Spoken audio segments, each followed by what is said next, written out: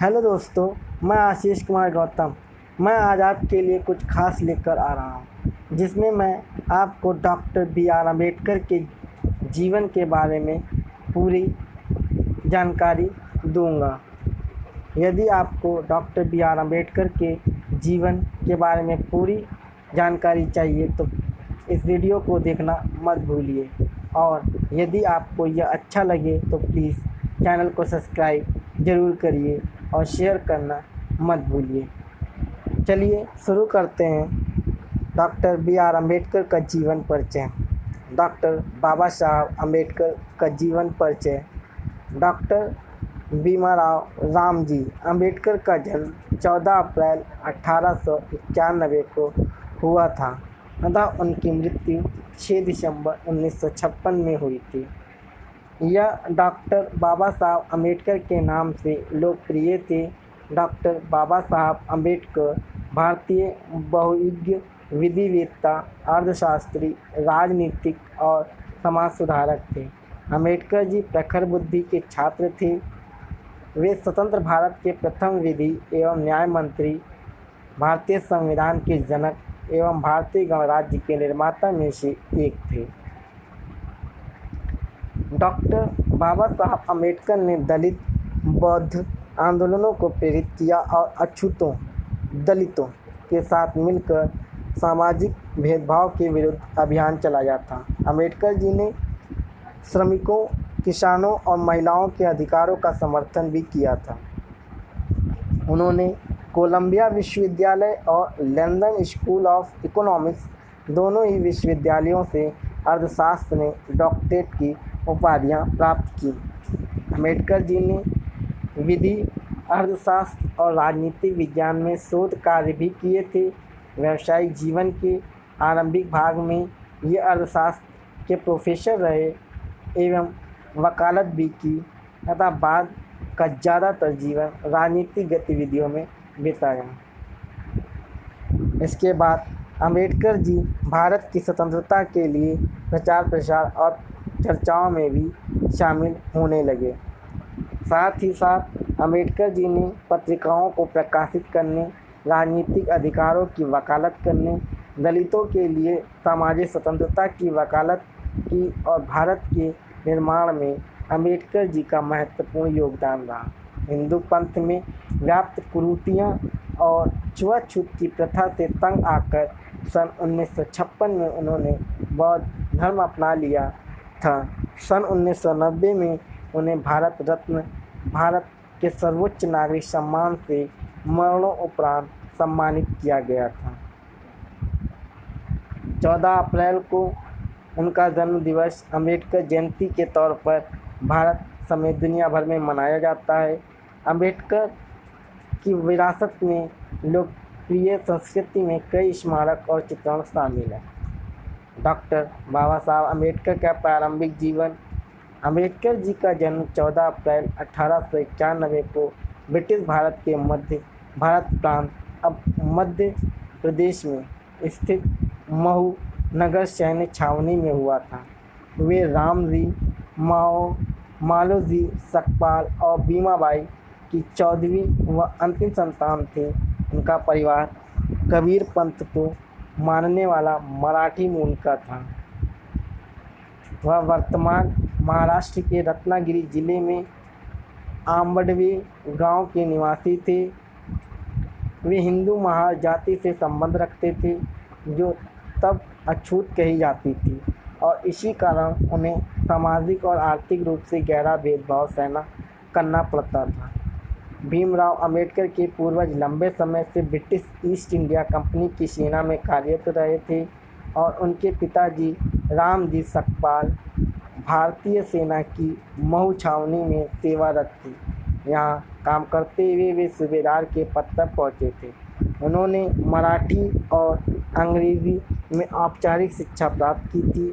अपनी जाति के कारण बालक भीम को सामाजिक प्रतिरोध का सामना करना पड़ रहा था।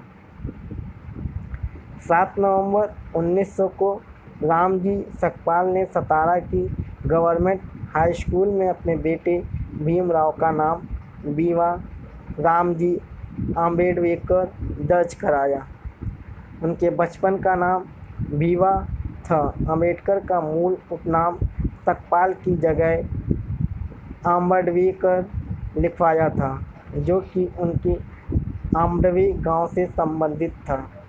कोंकण प्रांत के लोग अपना उपनाम गांव के नाम से रखते थे।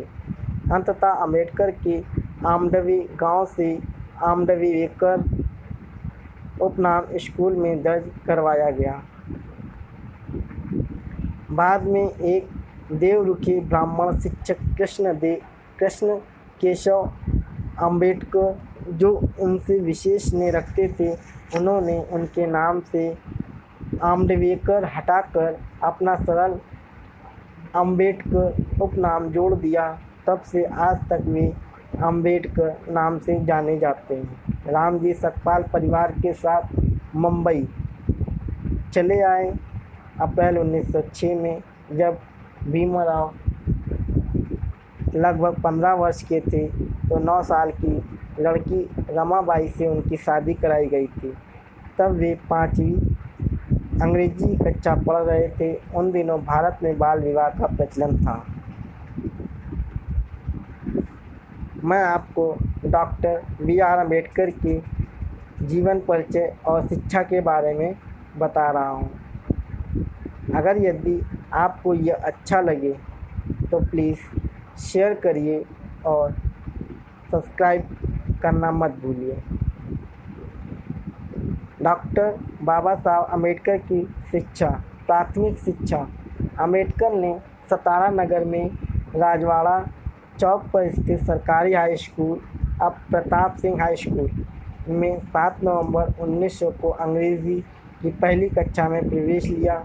इसी दिन से उनके शैक्षिक जीवन का आरंभ हुआ था, इसलिए 7 नवंबर को महाराष्ट्र में विद्यार्थी दिवस रूप में मनाया जाता है। उस समय उन्हें बीवा कहकर बुलाया जाता था।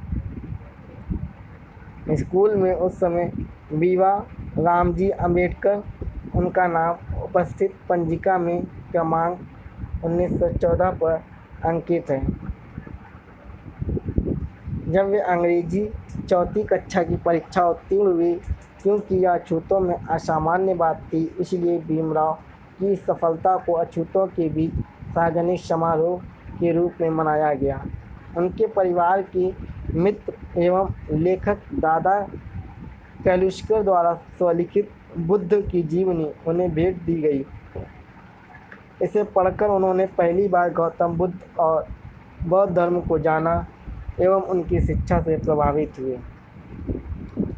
माध्यमिक शिक्षा 1897 में अम्बेडकर का परिवार मुंबई चला गया, जहां उन्होंने एल्फिंस्टन रोड पर स्थित सरकारी हाई स्कूल में आगे की शिक्षा प्राप्त की। बॉम्बे विश्वविद्यालय से स्नातक 1907 में उन्होंने अपनी मैट्रिक परीक्षा उत्तीर्ण की और अगले वर्ष उन्होंने एल्फिंस्टन कॉलेज में प्रवेश किया, जो कि बॉम्बे विश्वविद्यालय से संबद्ध था। इस स्तर पर शिक्षा प्राप्त करने वाले अपने समुदाय से वे पहले व्यक्ति थे।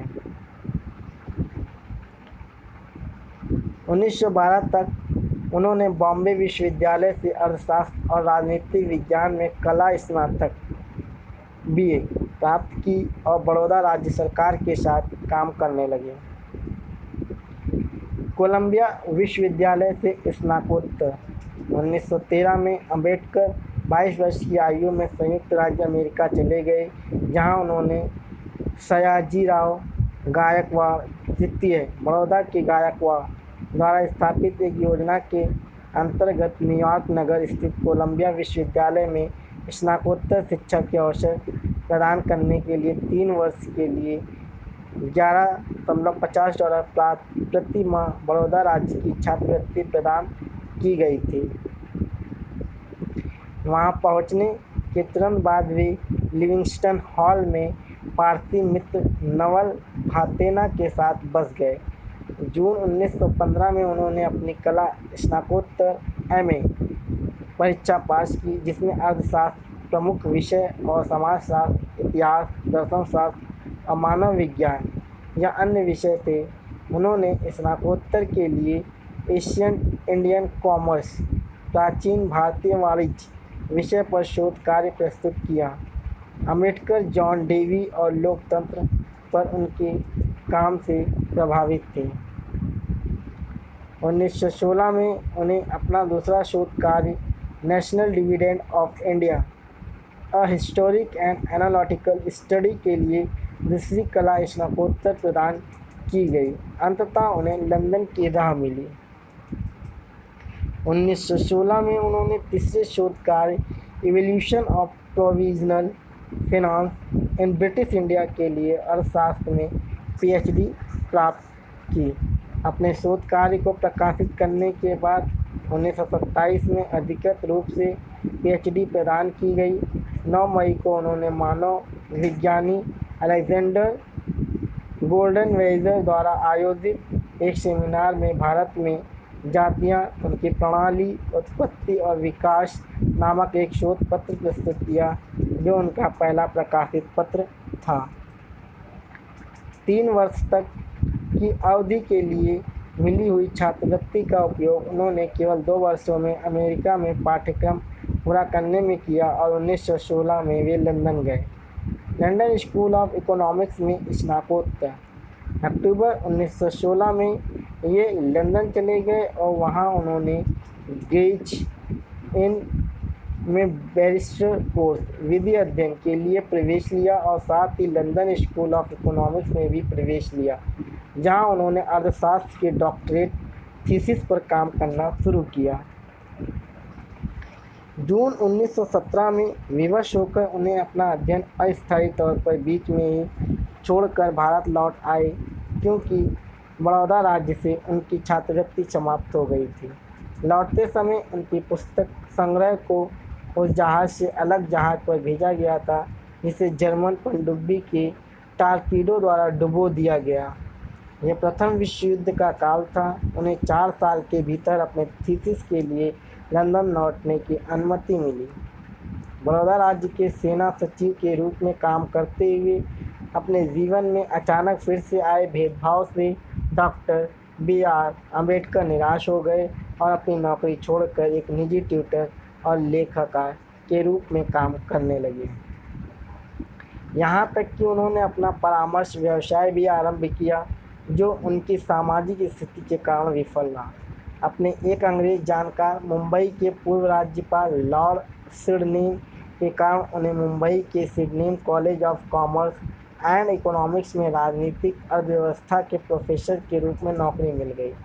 1920 में कोल्हापुर के शाहू महाराज अपने पारसी मित्र के सहयोग और कुछ निजी बचत के सहयोग से वो एक बार फिर से इंग्लैंड वापस जाने में सफल हो गए और 1921 में विज्ञान स्नातकोत्तर MSc प्राप्त की, जिसके लिए उन्होंने provincial decentralisation of imperial finance in British India, British Bharat में शाही अर्थ व्यवस्था को प्रांतीय विकेंद्रीकरण खोज ग्रंथ प्रस्तुत किया। 1922 में उन्होंने ग्रेज इन से बैरिस्टर एंड लॉज डिग्री प्रदान की और उन्हें ब्रिटिश बार में बैरिस्टर के रूप में प्रवेश मिल गया। 1923 में उन्होंने अर्थशास्त्र में DSc डॉक्टर ऑफ साइंस उपाधि प्राप्त की। उनकी thesis the problem of the rupee, its origin and it's solution, रुपए की समस्या, इसकी उत्पत्ति और इसका समाधान पर थी। लंदन का अध्ययन पूर्ण कर भारत वापस लौटते हुए उन्हें भीमराव अंबेडकर 3 महीने जर्मनी में रुके, जहां उन्होंने अपना अर्थशास्त्र का अध्ययन बॉन विश्वविद्यालय में जारी रखा। किंतु समय की कमी से वे विश्वविद्यालय में अधिक नहीं ठहर सके। उनकी तीसरी और चौथी डॉक्टरेट LLD कोलंबिया विश्वविद्यालय 1952 और D.Litt उस्मानिया विश्वविद्यालय 1953 सम्मानित उपाधियाँ थीं। छुआछूत के विरुद्ध संघर्ष। अम्बेडकर ने कहा था, छुआछूत गुलामी से भी बदतर है। अम्बेडकर बड़ौदा के रियासत राज्य द्वारा शिक्षित थे, अतः उनकी सेवा करने के लिए बाध्य थे। उन्हें महाराजा गायकवाड़ का सैन्य सचिव नियुक्त किया गया, लेकिन जातिगत भेदभाव के कारण कुछ ही समय में उन्हें यह नौकरी छोड़नी पड़ी। उन्होंने इस घटना को अपनी आत्मकथा वेटिंग फॉर अ वीज़ा में वर्णित किया।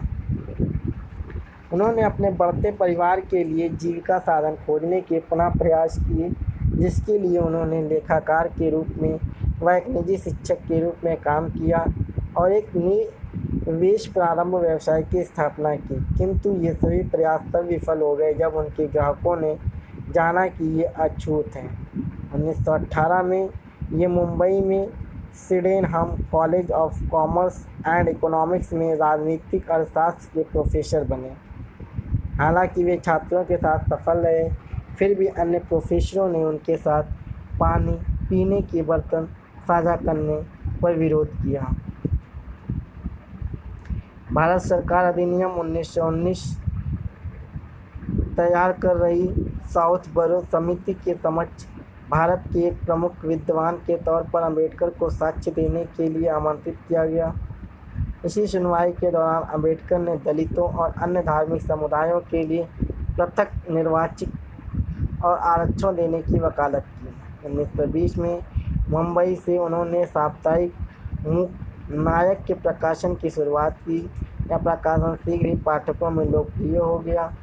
तब अम्बेडकर ने इसका प्रयोग रूढ़िवादी हिंदू राजनेताओं व जातीय भेदभाव से लड़ने के प्रति भारतीय राजनीतिक समुदायों की अनिच्छा की आलोचना करने के लिए किया। उनके दलित वर्ग के एक सम्मेलन के दौरान दिए गए भाषण ने कोल्हापुर राज्य के स्थानीय शासक शाहू चतुर्थ को बहुत प्रभावित किया, जिनका अम्बेडकर के साथ भोजन करना रूढ़िवादी समाज में हलचल मचा गया।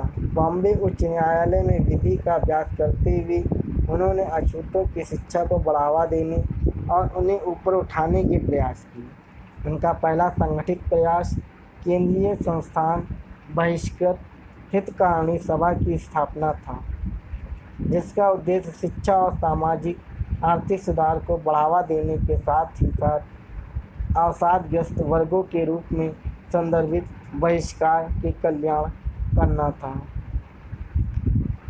दलित अधिकारों की रक्षा के लिए उन्होंने मूकनायक, बहिष्कृत भारत, समता, प्रभुत्व भारत और जनता जैसी 5 पत्रिकाएं निकाली। सन 1925 में उन्हें मुंबई प्रेसिडेंसी समिति में सभी यूरोपीय सदस्यों वाले साइमन कमीशन में काम करने के लिए नियुक्त किया गया। इस आयोग के विरोध में भारत भर में विरोध प्रदर्शन हुए, जहां इनकी रिपोर्ट को अधिकतर भारतीय द्वारा अनदेखा कर दिया गया।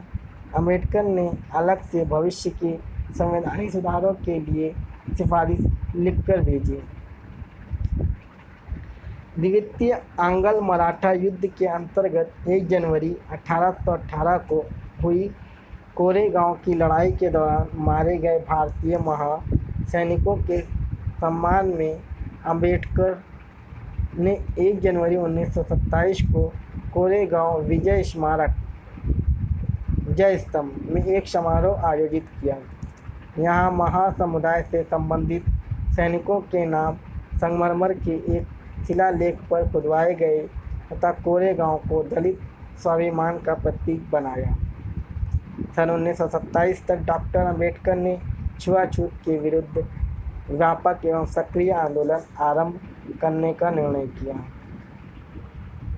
उन्होंने सार्वजनिक आंदोलनों, सत्याग्रहों और जुलूसों के द्वारा पेयजल के सार्वजनिक संसाधन समाज के सभी वर्गों के लिए खुलवाने के साथ ही उन्होंने अछूतों को भी हिंदू मंदिरों में प्रवेश करने का अधिकार दिलाने के लिए संघर्ष किया। उन्होंने महाड़ शहर में अछूत समुदाय को भी नगर की 14 जलाशय से पानी लेने का अधिकार दिलाने के लिए सत्याग्रह चलाया।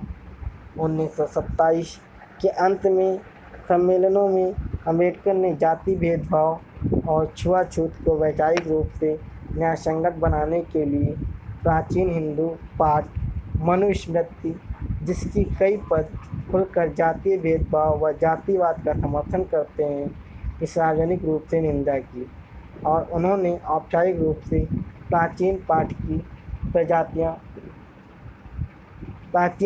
की प्रतियां जलाईं।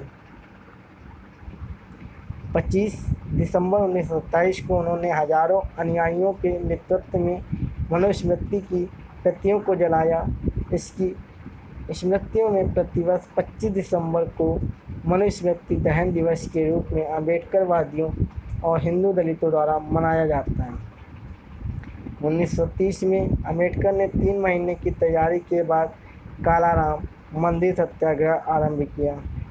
कालाराम मंदिर आंदोलन में लगभग 15,000 स्वयंसेवक इकट्ठे हुए, जिससे नासिक की सबसे बड़ी प्रक्रिया हुई। जुलूस का नेतृत्व एक सैन्य बैंड ने किया था।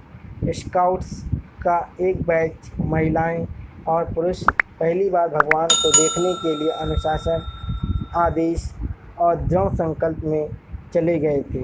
जब वे द्वार तक पहुँचे तो द्वार ब्राह्मण अधिकारियों द्वारा बंद कर दिए गए।